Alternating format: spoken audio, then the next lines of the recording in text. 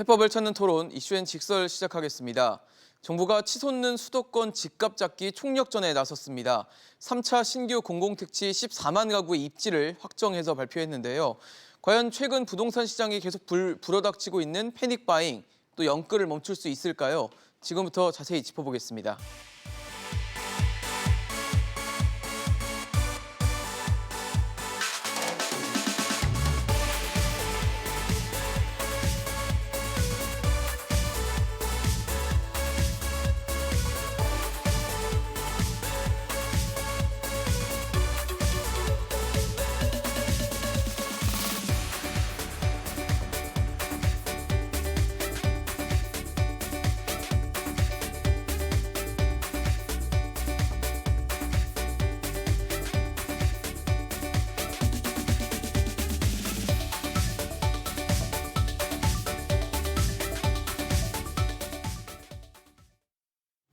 네, 오늘 함께해 주실 세 분 소개하겠습니다. 연세대 정경대학원 금융부동산학과 한문도 겸임교수, 김인만 부동산연구소 김인만 소장, 정동근 변호사 나오셨습니다. 어서 오십시오. 안녕하세요. 안녕하세요. 네, 3차 신규 공공택지 14만 호를 공급하겠다라는 정부가 계획을 발표를 했는데 일단 외 지역들을 보면은 의왕, 경기도 의왕, 군포, 안산, 화성, 인천 이런 쪽에 이제 경기권 외곽에 좀 집중이 돼 있다라고 볼 수 있을 것 같은데 교수님 어떻게 보세요? 서울에 좀 몰려드는 집중되고 있는 이런 수요를 좀 분산시킬 수 있는 효과를 거둘 수 있다 보십니까? 예, 중장기적으로는 효과가 있는데 지금 시장 시점에서는 일단 피부로 좀 잘 안 닿죠. 왜냐하면 거리가 좀 멀어요. 왜냐하면 3기 신도시 우리가 보았던 예. 입지들이 워낙 좋지 않습니까? 그렇죠. 서울에 바로 붙어 있고 그거랑 이제 좀 차별성이 좀 거리감이 느껴지다 보니까 피부로 오지는 않는데 이게 좀 정부에서 발표한 거 조금 다른 내용이 있습니다. 정부에서는 GTX를 얘기하시면서 네네. 다들 교통에서 문제가 없을 거다라고 얘기를 하는데 이 지역 중에서 의왕, 군포, 안산, 화성, 진안 이 네 군데하고 예. 남양주, 진거는 정부 발표대로 그 GTX 선상에 있습니다. 그래서 접근성이 좋아요. 물론 근데 거기다 이제 GTX 또 차비가 얼마가 될지 모르잖아요. 그렇죠. 그것도 이제 비용으로 다 추가가 되는데 그런 부분은 이제 나중에 문제라 치더라도 네. 이 외에 이제 화성, 봉담이라든지 양주, 장흥, 구리, 교문 이쪽은 GTX랑 또 거리가 멀어요. 그러면 이제 접근성이나 환승이나 이런 개념을 생각하면 정부에서 발표한 내용하고는 좀 괴리감이 있습니다. 그래서 절반은 맞고 절반은 틀린데 네네. 우리가 이제 이렇게 생각하시면 되겠죠. 그 지역에서 서울로 입성하려는 분들이 그 지역에 가까운 곳에 주택이 생기면 서울로 오지 않는 방지 효과는 있겠죠. 그리고 이제 여기서 분산 효과가 이루어지면 시간의 차이는 있겠지만 예. 서울 수요가 이쪽으로 가기는 조금 부족하지만 네네. 3기 신도시보다는 조금 떨어지니까 입지가 부족하지만 기존에 있던 분들이 3기 신도시나 고건투로 이종을 하면 여기에 빈 곳들이 이제 하락 효과가 있으니까 서울에서 쳐다볼 때 약간의 하락 효과가 있거든요. 그러니까 중장기적으로는 효과가 있는데 지금 시점에서 본다라면은 정부의 공급 신호에 대해서는 받아들이지만 실제로 주택 가격 안정에는 시간이 좀 걸리겠다. 지금은 별로 효과가 없다라고 판단하는 게 좀 맞는 것 같습니다. 지금 교수님 말씀하신 대로 저희 지도에서만 봐도 상당히 지금 서울 지역과는 거리가 떨어진 곳들, 특히 화성 이런 곳들은 좀 다소 거리감이 좀 있어 보여서 과연 교통적으로 어느 정도 좀 보완이 될 것인가 이런 부분도 좀 중요한 포인트가 될 것 같은데 어떻게 보세요? 일단 밑에 쪽에 좀 만 가구 이상의 가구들이 좀 들어설 것으로 보이다 보니까 그런 부분도 체크를 해봐야 될 부분이 아닌가 싶거든요.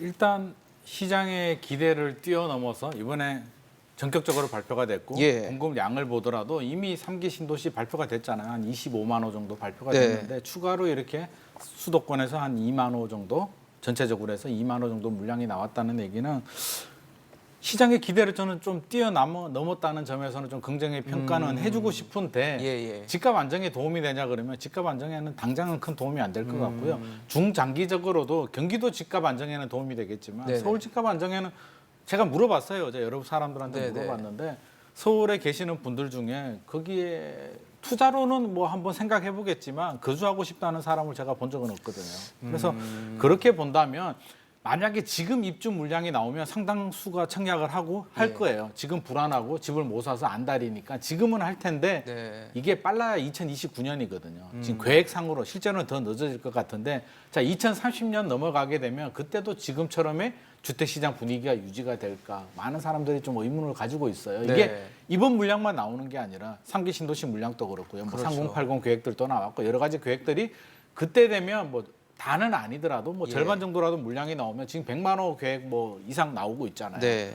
그때 되면 저는 반드시 주택 시장이 안정을 넘어서 오히려 침체에 들어갈 가능성도 있다라고 보거든요. 그렇게 본다면 이 물량 자체가 좀 굉장히 부담스러운 물량이 될 수도 있다. 오히려 서울 집값 안정에는 도움이 되지 않고 경기도 집값 하락에 오히려 도움이 되지 않을까 싶어서 좀 걱정되는 부분이 있는데 그런 생각이 들어요. 지금 집값 안정이 해결이 되려면 입주 물량은 어차피 멀었고 심리적 안정이라도 도움이 돼야 되는데 저는 정부가 굉장히 초조하고 지금 불안해한다는 생각을 지울 수가 없거든요. 최근에 일련의 사태를 보면 대출을 중단했고요. 금리를 올렸고요. 그렇죠. 전격적으로 공급 계획을 발표했는데 공급 계획도 작년 계속 괜찮다라고 하다가 작년 8.4 대책부터 정신없이 쏟아붓고 있습니다. 뭐 유효부지 개발하겠다, 3기 신도시 개발하겠다, 공공 재개발하겠다, 뭐 민간 뭐 규제를 풀겠다 여러 예. 가지들 대책들이 나오고 있는데 국민들이 느끼기에는 자 이번 물량이 적지는 않아요. 물량 자체는 많아요. 한 10만 호 정도 되잖아요. 그렇죠. 10만 호 이상이 되는데 10만 호 자체적으로는 물량이 많지만 좀 넓게 보면 3기 신도시 25만 호 발표하고도 지금 집값이 오르고 있는데 추가로 더 위치가 안 좋은 10만 호가 더 공급이 됐다라고 해서 과연 안정이 될까? 그 부분에 대해서는 조금 약간 의문이 들긴 합니다. 일단 이번에 그 신규 공공택지 발표한 윤성원 차관 같은 경우는 교통에 대해서는 자신감을 좀 드러냈거든요. 그래서 교통 수요 측면에서 좀 해소가 된다 그러면은 여기도 좀 어떻게 보면은 서울 집값 또 서울 혹시 집중 효과를 좀 분산시킬 수 있는 그런 역할을 할 수 있는 건 아닌가라는 기대는 있는데 변호사님 보시기에는 뭐 실제적으로 그게 현실화될 거로 보십니까? 예, 근데 지금 뭐 두 분 잘 말씀해 주셔서 저는 뭐 또 추가 질문에 대해서 좀 포커스를 맞추자고 하면 이번에 전체적인 총평은 이제 정부에서 너무 GTX 믿고 조금 좀 남서쪽으로 좀 치우친 감이 없지 않아 있어요. 예를 들어서 이제 의왕이나 군포나 안산 같은 경우 그리고 화성 진안 같은 경우가 이제 대규모 택지로 공급되는 지역인데 그렇죠.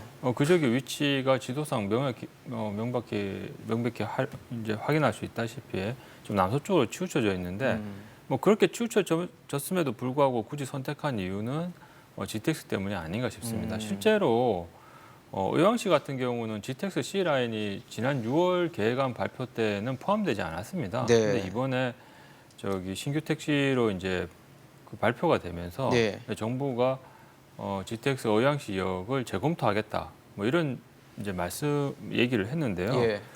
이제 그렇다 보면 결국은 이제 뭐 교통 연계성을 고려해서 이제 3차 이제 추가 신규 택지 지역을 발굴을 했다는 건데, 근데 잘 아시다시피 GTX 노선 자체가 확정이 됐으면 지금 사실 이런 논의가 어느 정도 또 먹힐 수는 있어요. 그런데 기존에 이제 뭐 방송에서도 여러 전문가분들이 예상했다시피 뭐 각종 GTX 라인마다 지금 지역 주민들 간의 분쟁이 있고 뭐 선을 더 연장을 하니 연장을 네. 하지 않니 뭐 이런 부분에 대해서 어느 정도 논란의 여지가 있거든요. 예. 그러면 확정되지도 않은 GTX 라인을 가지고 지금 3기 신도시 부지를 선정함에 있어서 어느 정도 고려를 했다라는 부분은 사실상 이제 잘 알다시피 지금 2003년에 시작한 그 2기 신도시도 아직도 지금 그 분양이 진행되고 있습니다. 네.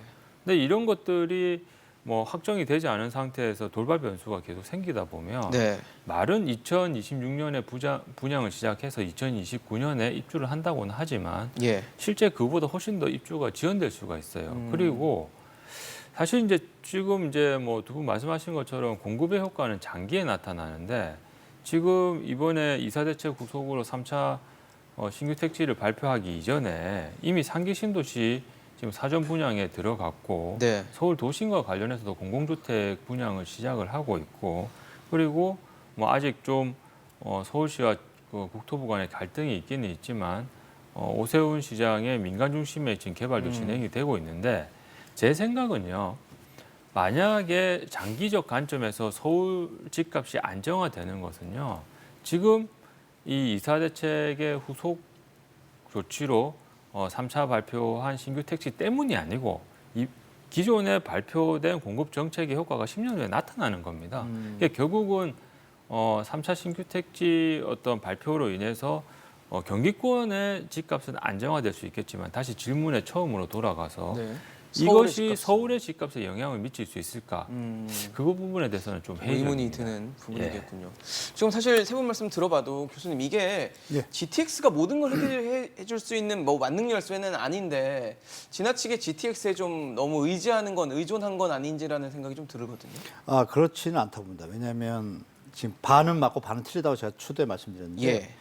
바로 그 GTX 선상에다가 택지를 만들었어요. 그래서 조금의 가능성은 있습니다. 아까 말씀드린 차비의 문제는 있고 이 가구 수가 뭐 말씀드린 것처럼 10만 가구인데 예. 지금 3기 신도시 25만 가구에다가 3080 우리 소장님 말씀하신 대로 거기가 더 중요하거든요. 사실은 그거를 더 저는 이거 안 했어도 차라리 그 안에 거를 더 잘했으면 미리 더 내놓은 신호가 계획들을. 신호가 확실하게 왔을 텐데 자꾸 이제 던지기만 하고 확정된 것들이 이제 가시화되는 게 좀 적잖아요. 지금 교산하고 계양 두 군데만 확정됐고 왕순이 되려고 그러는데 3기 신도시가 5군데인데 네네. 지금쯤이면 한 1년이 돼가니까 좀 확정 신호가 확실히 왔다라면 그 자체로도 이미 물론 이제 지금 시장이 과도기인 건 맞아요. 예, 어떤 예. 신호들이 좀 먹힌 건 맞는데 아직까지는 좀 역부족이잖아요. 근데 이 부분을 이제 정부가 급하다 보니까 계속 던지는데 이런 형태보다는 저는 차라리 그 원래 3080 이사 대책, 84 대책 이 부분들을 더 좀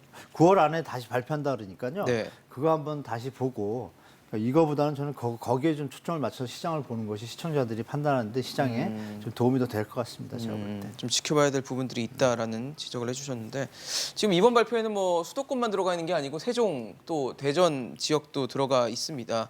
근데 보면은 세종시 같은 경우는 워낙 또 특히 지난해부터 해서 집값이 많이 오른 곳이어서 집값을 어떻게 안정시킬 수 있을까가 굉장히 중요한 포인트가 될 텐데 글쎄요 이렇게 공급이 된다는 건 어떻게 보면 호재일 수도 있고 집값 안정에 기대를 할 수 있는 부분일 수도 있겠지만 지금 세종에 또 그 국회의사당 옮기기 위해서 설치법을 국회 운영위를 통과시키고 이런 상황이기 때문에 네. 결국은 집값을 또 올리는 상황은 안 되는 건가 이게 그런 걱정을 좀 하게 되거든요. 제가 어제 대전 다녀왔거든요. 예. 대전 갔다 와서 좀 상황 파악도 했는데 네. 대전하고 세종하고 조금 다른 면은 있는데 일단 예. 세종 기준에서 말씀드리면 이번에 이제 서울 수도권에도 발표가 되고 이제 서울은 아니죠. 수도권에 발표가 되고 네네. 이제 세종하고 대전에도 발표가 됐는데 서울하고 경기도를 먼저 좀 살펴보게 되면 물량 자체가 이제 12만 호예요. 서울은 12만 호, 12만 호죠. 12만 호인데 자, 우리가 수요 분석을 좀 해보면 경기도 같은 경우는 연 소화할 수 있는 능력이 한 6만 7천, 서울은 한 4만 7천 정도 돼서 합치면 10만이 넘어요. 그래서 이 정도 물량이면 충분히 소화할 수가 있고 예. 인구 대비 주택도 한 1에서 2% 정도, 12만 호면 서울, 경기 주택을 다 합치면 한 1%에서 2% 정도 되는데 세종 같은 경우는 인구가 한 37만 명 정도 되고요. 네. 주택이 한 14만 호 정도 됩니다. 네. 그런데 이번에 13,000호 공급하겠다라고 합니다. 지금 있는 세종시 물량의 10% 정도에 해당되는 물량이고요. 네. 연 한 1,300, 1,400 가구 정도를 소화할 수 있는 능력이 되는데 10배 정도의 공급 물량을 쏟아붓겠다. 저는 굉장히 좀 과하다는 생각을 지울 수가 없고요. 세종시 집값 잡으려면 그냥 가만 내버려 두면 됩니다. 지금 최근에 안정되고 있었거든요.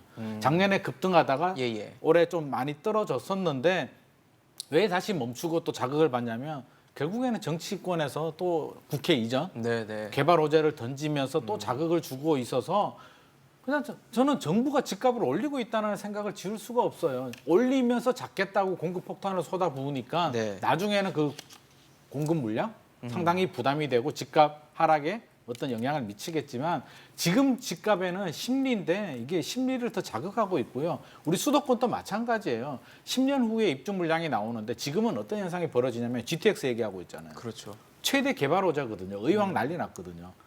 긴가민가 했는데 이제 GTX 확정, 개발 물량은 나중에 공급이 되는 거고 일단 GTX가 확정됐다는 점에서는 굉장한 개발 호재라서 지금 당장은 오히려 집값을 더 자극하는 요인이 될 수도 있어요. 그래서 네. 한 교수님 말씀하신 것처럼 이렇게 신규 발표보다는 기존에 한 발표를 잘하면 그 우리 2월 달이었나요? 광명시흥 발표되고 아무런 얘기가 없어요. 지금 한 6개월 지났나요? 네. 어떻게 되고 있는지 물량이 7만 호거든요. 광명 시흥만 잘해도 7만 호 굉장히 좋은 곳에 나오는데 LH 사태 이후에 아무런 얘기를 안 하고 있는데 그거 어떻게 진행이 되고 사전 청약 언제 하고 이런 걸 좀 빨리 했으면 좋겠는데 더 추가로 한다. 위치도 더 안 좋은데 저는 굉장히 좀 이게 너무 막 던지는 것이 아닌가. 심지어는 제가 오늘 방송국 오면서 그런 생각도 했는데 혹시 국토부 고위 관계자 중에 혹시 건설 자재업을 하시는 분이 있지 않을까? 왜 이렇게 많이 지으려고 할까 하는 생각을 지울 수는 없습니다. 네, 개인적인 의견이라는 거 다시 한번 말씀드리겠습니다.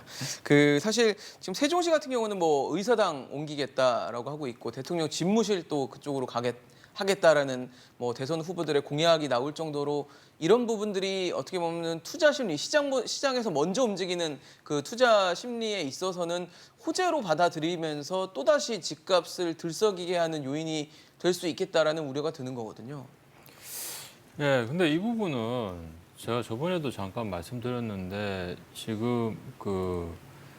지금 이제 세종시 분원 설치 차원에서 지금 논의가 되고 있잖아요. 예. 근데 장기적으로 봤을 때 소위 말해서 2차 웨이브가 발생을 할 수 있을지 여부는 정말 분원 설치의 이전인가 아니면 국회 자체 이전인가 이게 좀 검토가 차이가 돼야 있을 돼요. 것이다. 왜냐하면요. 지금 어제자로 지금 국회 운영위원회에서 통과가 국회법 됐죠. 개정안 세종시 분원을 설치하는 거에 대해서 통과가 됐는데 네네. 일단은 분원이라고 얘기를 했지만 예. 만약에 상임이나 상설특위 뭐 본회의장 이런 것까지 실질적으로 거기서 다 뭐 진행을 옮겨질 하거나 경우. 하면 사실 그건 국회의 본질적인 부분을 이전을 하는 거거든요.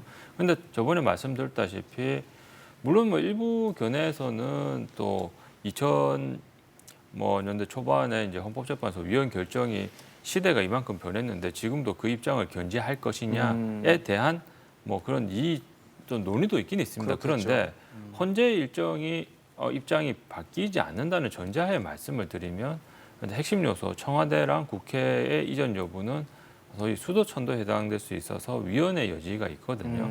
그래서 아마 제가 최근에 본 기사에 의하면 국회에서 각종 로펌에다가 국회 분원 설치하는 것이 위헌이 되냐라는 자문을 구했어요. 그래서 그걸 해본 지금, 거겠죠. 예, 그 브리핑 자료가 지금 인터넷에 공개가 돼 있던데. 근데 이제 기본적으로 다 모든 로펌에서 하는 공통적인 얘기가 소위 이제 본회의장이나 뭐 상설위원회나 이런 것 핵심적인 요소들이 이전을 하면 헌법 위반이 될 수 있다라는 그런 얘기를 해요. 그런데 지금 1차적 그동안 이제 뭐 최근 3년간 세종시에서 주택 거래 비중을 좀 분석을 해보면 네. 2018년도에 55%, 2019년도에 57%, 그 다음에 2020년도에 이제 63% 정도로 내지인 비율과 외지인 비율이 약 절반 정도 왔다 갔다 해요. 근데 그만큼 외지인들이 많이 투자를 했다는 것은 물론 또 외지인이 뭐 부동산을 매수했다고 해서 꼭 그걸 뭐 투기 적폐 세력이라고 볼 그렇게 수는 보기는 없겠지만 어렵죠. 예. 어쨌든 외지인 비중이 높다는 것은 좀 부동산 투자 목적으로 부동산을 매수했다라는 것을 짐작할 수는 있겠죠. 네. 그래서 뭐 잘 아시겠지만 우리가 사실 어떤 호재가 실제로 실현 가능되었을 때 부동산 가격이 오르는 게 아니고 이미 그 전에 기대 심리가 그렇죠. 먼저 반영이 움직이죠. 되잖아요. 예. 근데 최근에 한국부동산원에서 발표한 자료에 의하면 7주 정도 부동산 가격이 하락이 되고 있었는데 그것은 이미 작년에 나왔던 천도설로 인한 가격 상승이 조정 국면에 들어섰는데 지금 정치권에서 아시다시피 뭐 최근에는 이제 캐스팅 보트권을 지니고 있는 국민의힘에서 뭐 중정권 표심을 잡아야 되겠다고 해서 입장을 번복을 했고 네. 뭐 당연히 이제 지금 뭐 사실 아직까지는 우리나라가 영남이나 호남이나 좀 어느 정도 지역주의가 완전히 사라지지는 않는 마당이니까 당연히 충청권에서는 캐스팅 보트권이 필요할 것이고요. 그래서 이제 뭐 이런 분원 설치를 추진을 하는 것 같은데 민주당에서는요 이것을 넘어서 국회 자체 이전까지 추진하는 것을 지금 포기하고 있지는 않아요. 민주당에서는 그래서 지금은 이제 분원 차원에서의 설치가 논의가 되겠지만 예. 만약에 향후 국회 자체 이전까지 실질적으로 추진을 한다고 하면 그때는 이제 또다시 2차 웨이브의 실현 정말 개발 가능성이 더 호재로 받아들일 높아지겠죠. 수 있다는 거겠죠. 그래서 이번 지금 잘 아시다시피 3차 신규 택지 발표가 14만 호 공급을 전제로 해서 발표가 됐는데 네네. 유일하게 세종 대전 쪽을 중심으로 해서 한 2만 호 정도가 그렇죠. 공급이 됐단 말이에요. 근데 이런 공급의 효과가 사실상 이런 호재에 의해서 어느 정도 상쇄되는 측면은 완전히 부인할 수는 없을 것 묻힐 수도 같습니다. 있겠다라는 얘기신 건데 글쎄요. 참 이런 것들이 사실 시장은 사실 먼저 움직이잖아요. 먼저 이런 소식에 반응하고 그러다 보니까 이런 뭐 세종의사당 혹은 뭐 대통령 집무실 이런 것들을 좀 주의 깊게 보고 있지는 않을까라는 생각이 들거든요. 대통령 집무실까지는 뭐 갈 길이 멀기 때문에 아직 네네. 이제 나서기 힘들고요. 일단 뭐 시장에서 세종시의 시장이 어떻게 될 거냐, 뭐 다시 오른다. 우리 소장님 말씀대로 호재는 호재잖아요. 그렇죠. 근데 이미 예전에 많이 노출되어 왔고 그 국회 세종시 분원에 대해서 여야가 합의한다는 얘기가 한 달 전부터 나왔습니다. 나왔는데 한 달 전 시장 상황이 우리 변호사님 말씀대로 시장의 기대치가 반영이 되는 게 시장 상황인데 그 호재가 이미 반영된 게 끝났었습니다. 한 달 전에. 왜냐하면 7월 12일부터 하락이 시작됐습니다. 세종시가. 그래서 지금 연속 8주째 하락입니다. 네.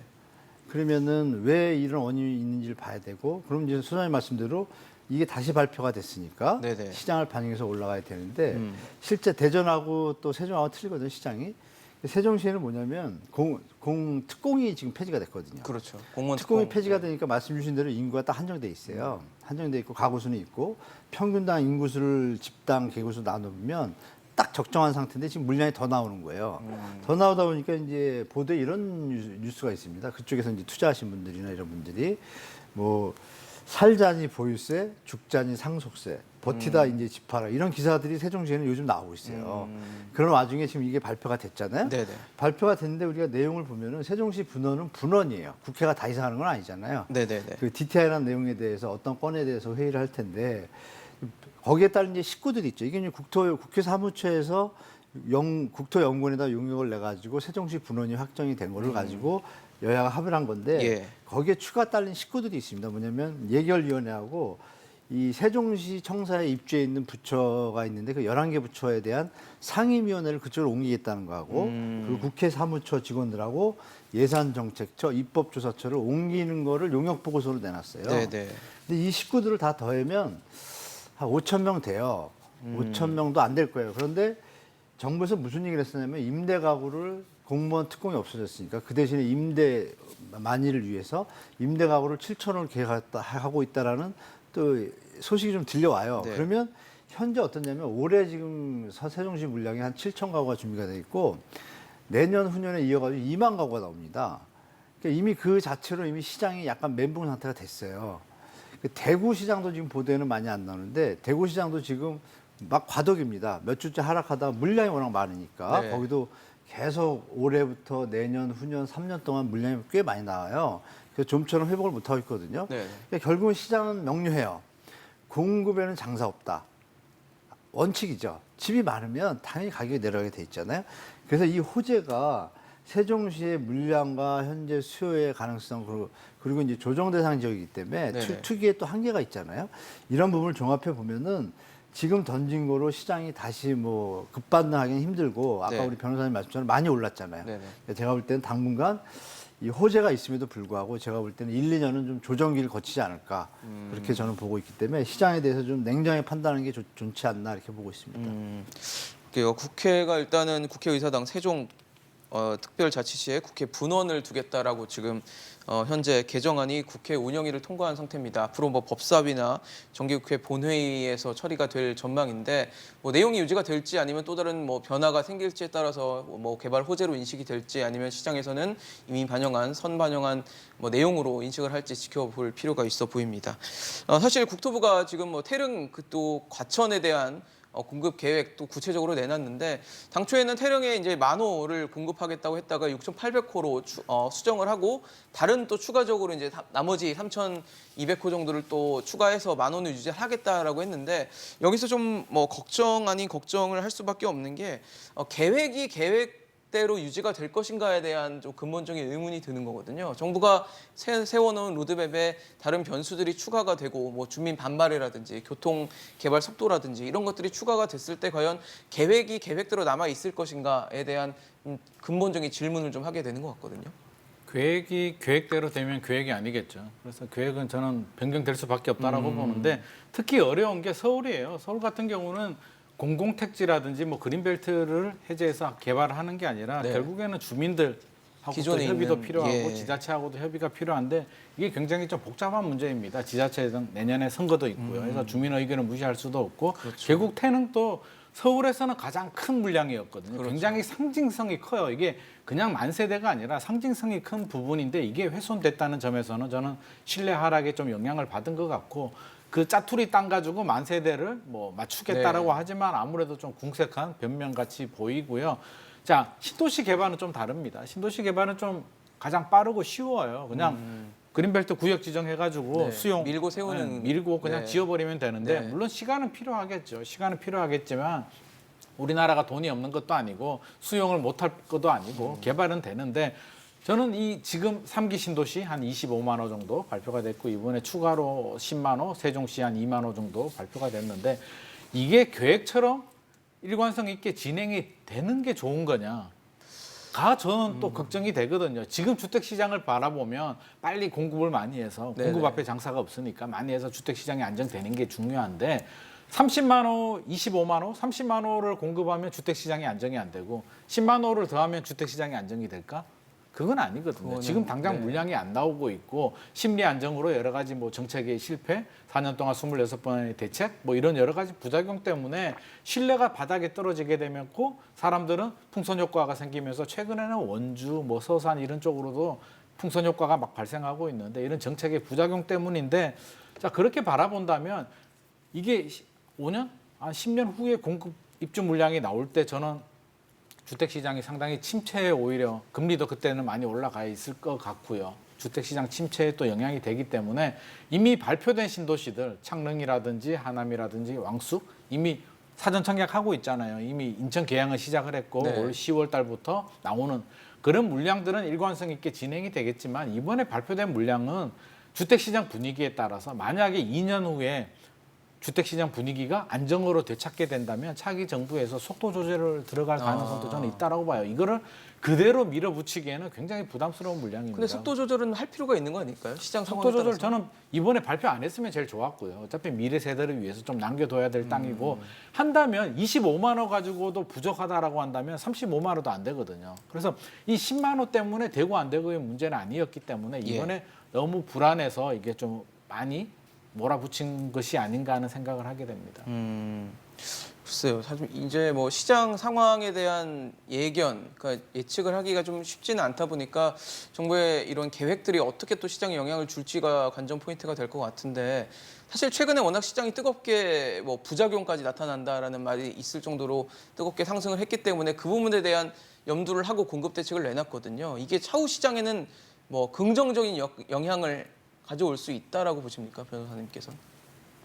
예, 뭐 근데 이제 지금 이제 뭐 태릉시 관련해서 뭐 일단 뭐 정체적으로 뭐 어느 정도 영향이 있을지를 좀 말씀을 드리자고 하면 원래 이제 태릉시 같은 경우는 이제 고밀도 개발을 추진을 했다가 뭐 기존의 자연 녹지 훼손이나 이런 부분에서 주민들의 반대에 부딪혀서 결국은 정부가 어느 정도 이제 저밀 개발로 지금 선회를 하지 않았습니까? 네. 근데 이제 이 부분과 관련해서는 이제 뭐 그 원인을 따지자면 공공개발의 주된 장점이 경제성과 추진 속도인데 네. 이 경제성과 추진 속도가 막 밀어붙여서 속도를 높이지 않은 것이 아니고 그 전에 주민과의 충분한 소통과 철저한 검토가 전제가 된 후에 경제성과 속도를 논의를 하는 것입니다. 그런데 정부가 그런 부분에서 소통이 부족했다는 원인을 좀 찾아보니까 기존에 4년 정도는 수요 억제 정책으로 가다가 이제 막판 1년에 들어와서 공급 정책으로 선회를 하다 보니까 그 1년 남짓한 기간 동안 그렇게 충분히 숙고할 시간이 없었거든요.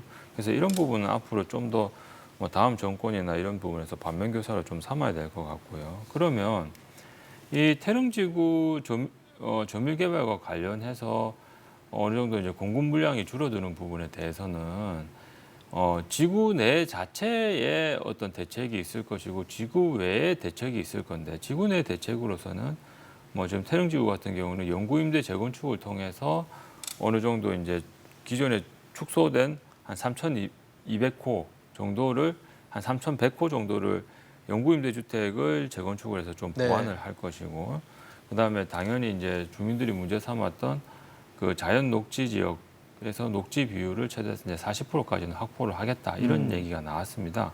그런데 이번에 이제 태릉지구와 관련해서 이사 대책과 관련해서는 또 외부적으로 어떻게 보완적인 대책이 있을 수 있는가 이 부분에서는요. 지금 이제 중소택지 남양주 진건과 규리 고문의 경우에는 태릉 CC하고 불과 3에서 4km 정도밖에 떨어져 있지 않아요. 거의 붙어 있다. 네, 그러니까 이제 지금 국토부 발표한 것을 보니까 이 부분은 이제 태릉지구의 어떤 보완적인 성격으로 조금 이제 부지 선정의 이유로 작용을 했다 이런 얘기가 나오는데, 네. 근데 이것은 근본적인 갈등을 해결시키기에는 좀 역부족이라고 보여져요. 왜냐면요, 지금 노원구에서 지금 정부에 공식적으로 요구하고 있는 부분이 지금 지하철 6호선 태릉 CC역을 설치해달라고 얘기를 하고 있고, 네. 그다음에 노원구 측에서는 확실한 교통 대책이 마련되지 않는다면 협조하지 않겠다. 네. 이런 입장을 공식적으로 발표를 했죠. 네. 그리고 이제 무엇보다 노원구 자체에서 그 분양주택 부분에 있어서 일정 부분 노원구민 주민을 우선 배정하는 그런 것까지 지금 정부에 요청을 했는데 정부가 이 부분은 법 개정이 필요하다고 해서 거절을 한 상태입니다. 그런데 지금 이번에 3차 신규 택지 발표와 관련해서 남양주 진건과 규리 고문의 경우는 기존에 이제 태릉 CC의 보완적 성격으로 뭐 대체를 하는 효과도 어느 정도 고려를 했다라고 얘기는 하는데, 문제는요, 그 상기 신도시에서 이 남양주 진건과 규리 고문은 노원구 관할이 아니지 않습니까? 그런데 그 지역에 나중에 이제 분양을 할 때 노원구 주민에게 우선권을 준다는 것은 명분도 없고 그렇게 실천할 가능성도 없어요. 지역이 다른 거죠. 예. 한쪽은 서울이고. 예, 한쪽은 이제 그러니까 경기도 당연히 나가게 이제 되는 노원구하고 거고. 정부와의 갈등은 뭐 정부가 나름대로 최대한 개선책을 냈긴 했지만 근본적으로 갈등이 해결될 수 있다라고 보지는 않아서 향후 이 부분과 관련해서는 어떤 식으로 정부와 노원구가 좀 풀어갈지에 대해서 기초가 좀 주목되는 네. 부분입니다. 사실 이렇게 말씀 들어보면 정부가 좀 급한 건 아닌가라는 생각이 드는 게 이제 주민들의 어떤 목소리를 듣는다거나 지금 여기 나와 계신 전문가분들의 목소리를 좀 듣는데 좀 소홀했던 건 아닌가라는 생각이 듭니다. 네, 그 부분은 분명히 맞습니다. 이번 정부가 이제 좀 초반에 좀 미스했잖아요. 임대사업자 제도를 등록화시켜서 네. 좀 안정시키려다가 이게 다시 역패가 또, 돼가지고 취소하기도 하고요. 그 뭐 세간에서는 늘공의 작품이라는 얘기도 있습니다. 왜냐하면 김현미 장관이나 문재인 대통령이 부동산 전문가 아니거든요. 그러니까 앵커님 말씀대로 전문가를 옆에 둬야 되는데 네네. 그 늘공들 얘기만 듣고 그냥 하다가 이게 이제 역패를 맞은 것 같은데 예. 지금 와서 생각하면 이제 발표한 내용들이 이미 발표를 다 했잖아요. 네네. 그렇다고 걷어들이기도 지금 뭐 그러기도 묘한 힘들죠. 상황입니다. 걷어들이는 예. 순간 뭐 대선에서 필패하겠죠. 가야 되는데 우리가 이제 중간에서 이제 체크할 부분이 있습니다. 지금 집단 미가 극성입니다. 어디나 다 반대하지 찬성하는 곳이 한 곳도 없잖아요. 좋은 건 하고 언제부터 싶어하고 싫은 대한민국이 거는 이렇게 됐습니까? 네. 그러면 같이 살자고 말만 하지. 그러면 협의를 해야 되는데 정부가 실수한 게 첫 번째 협의가 없다는 거. 일본 일방적이라는 같은 경우나 거죠. 선진국은 보통 10년, 20년 하거든요. 근데 우리는 이 급파이터이다 보니까 네. 급하게 하다 보니까 이게 체한 건데 네. 그러면 지금이라도 공청회를 자주 열겠다 해서 공청회를 자주 열든지 이제 그런 것도 없고 그러니까요. 아직도 이제 거기서 벗어나지 못했지만 그나마 여야 하부 서울시장하고 노영욱 장관이 자주 만나는 것 같아요. 제가 개인적으로 볼 때. 그런 비하인드하고 같이 볼 때 그 노원구 지금 그 테니스골프장 부지구 삼거리 석계역 그 부분이요.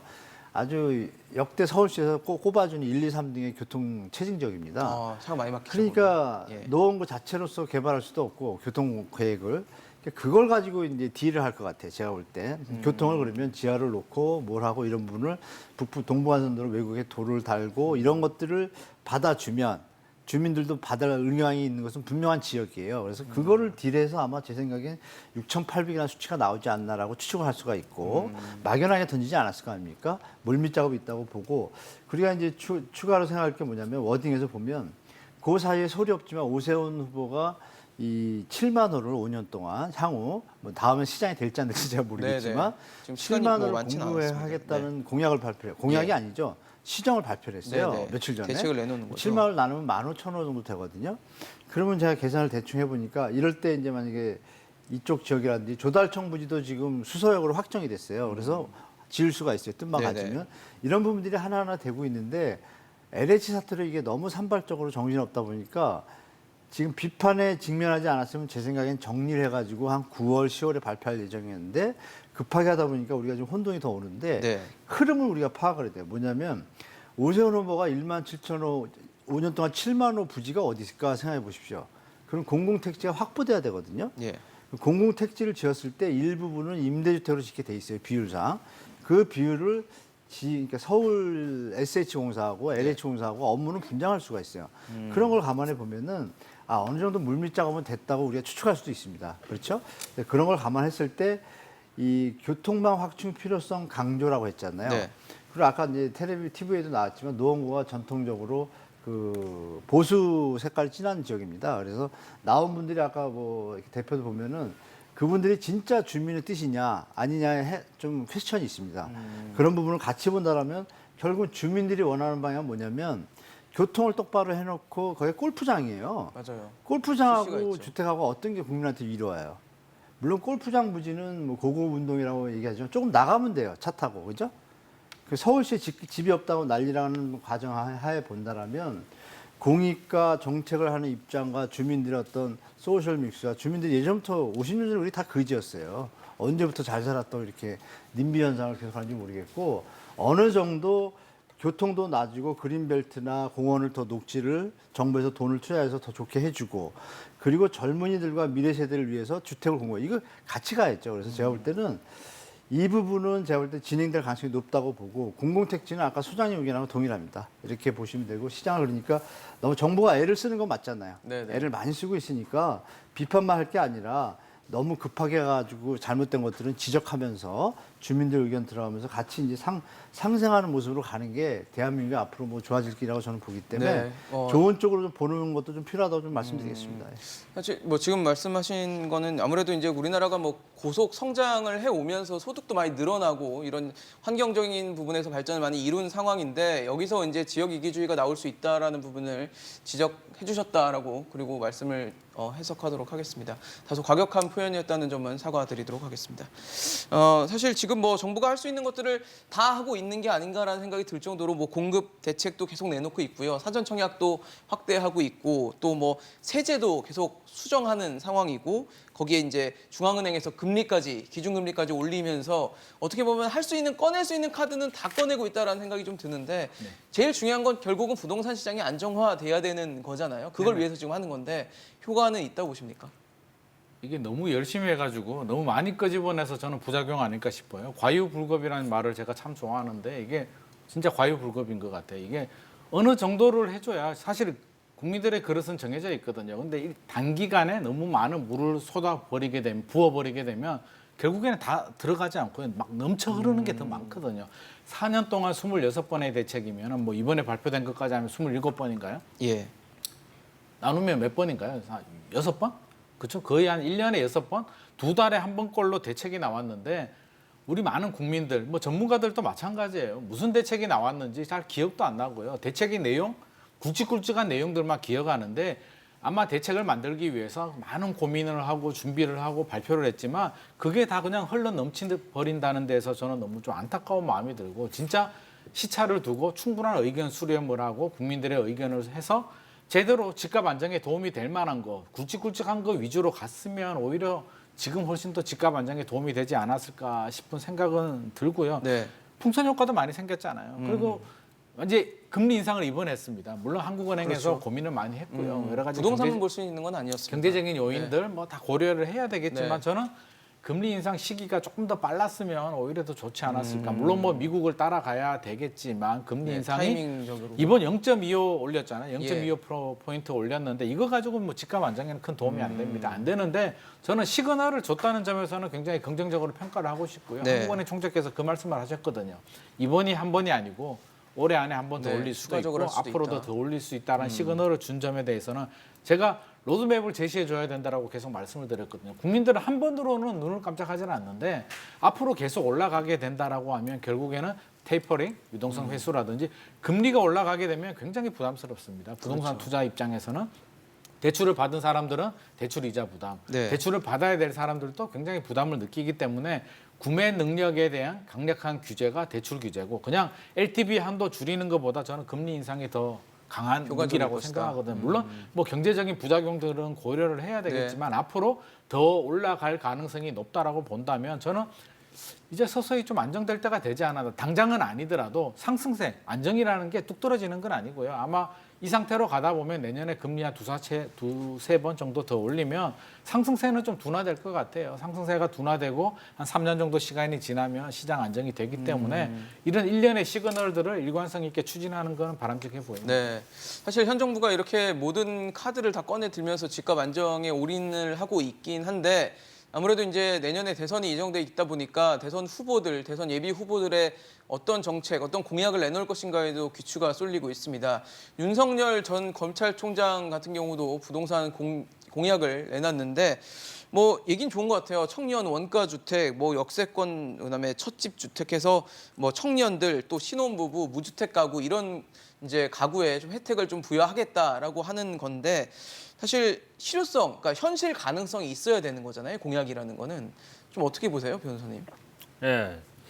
뭐 실현 가능성이 있다 없다 뭐 이런 결론적인 측면을 뭐 두 가지식으로 말씀드리기 전에 저는 조금 그 전에 꼭 반드시 짚고 넘어가야 될 문제가 있다고 생각합니다. 어떤 지금 건가요? 사실 이제 윤석열 전 총장이 지금 최근에 이제 국민의힘에 입당을 하면서 이제 형식적으로는 야권의 가장 이제 기대를 받는 대권 주자가 되지 않았습니까?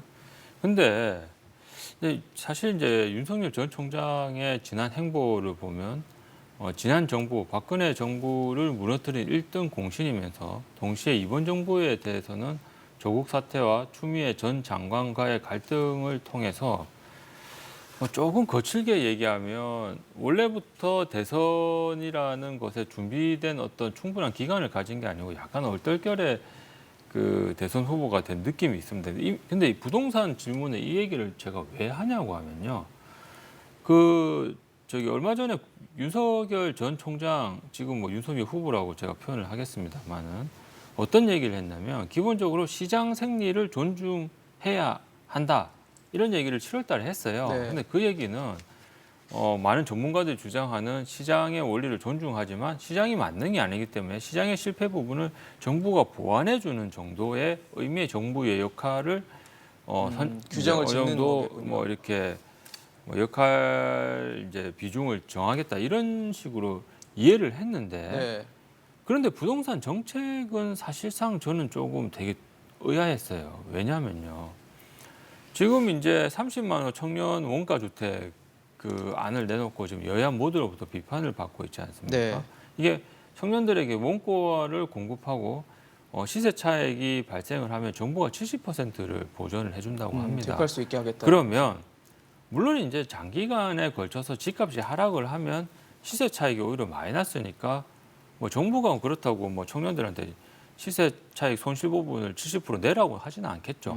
근데 기본적으로 집값이 오른다고 전제를 했을 때는 정부가 70% 정도를 보전을 해주는데 이게 예를 들어서 30만 원이니까 만약에 그 차익이 5억 정도만 발생을 해도 최소 150조입니다. 근데 제가 저번에 한번 나와서 그 이재명 지사의 주택 매입 공사를 되게 비판을 했었는데 이게 이재명 지사의 주택 매입 공사 정책하고 크게 차이가 없어요. 그리고 기본적으로 민간 중심의 공급 확대 정책을 베이스로 두고 있는 것은 굉장히 바람직합니다. 그런데 그 수가 5년 내 250만 호입니다. 그렇죠. 이거 사실 이재명 지사가 임기 내 250만 호를 제안했다가 그 임기 내에 그 정도 공급 물량을 확보하는 것은 택도 없다라고 해서 많은 현실적으로 어렵다. 전문가들이 비판하지 않았습니까?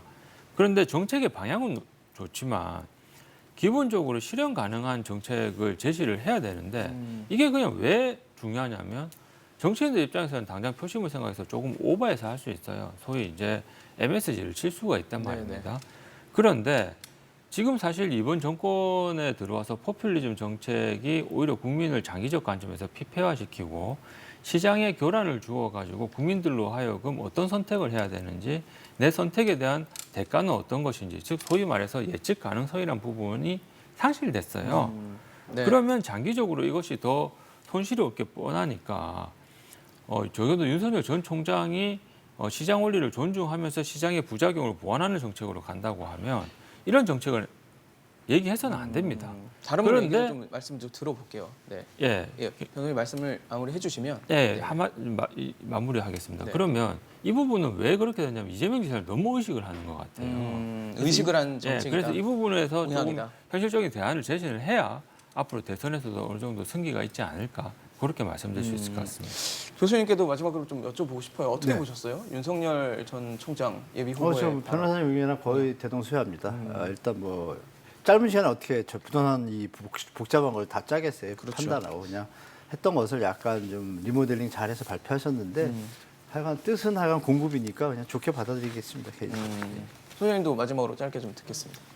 뭐 공급을 늘린다는 점에서는 뭐 긍정적으로 평가할 수는 있지만 저는 차이점을 모르겠어요. 누구나 집 기본 주택과 뭐가 다르냐. 결국에는 짬뽕한 것이 아닌가 싶어서 그냥 한 귀로 듣고 한 귀로 흘리겠습니다. 네, 아마 뭐 앞으로 또 정책을 수정할 수 있는 여지를 남겨놓긴 했는데 지금 세 분의 말씀처럼 그런 부분에 대한 감안이 돼서 또 정책이 수정이 될지는 좀 지켜봐야 될 것 같습니다.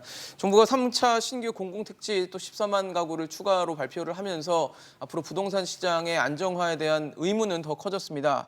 과연 시장의 안정화의 길을 걷게 될지 지켜보도록 하겠습니다. 오늘 한문도 교수, 김인만 소장, 정동근 변호사와 함께했습니다. 이슈앤직스로 오늘 준비한 소식은 여기까지입니다. 지금까지 시청해주신 여러분 고맙습니다.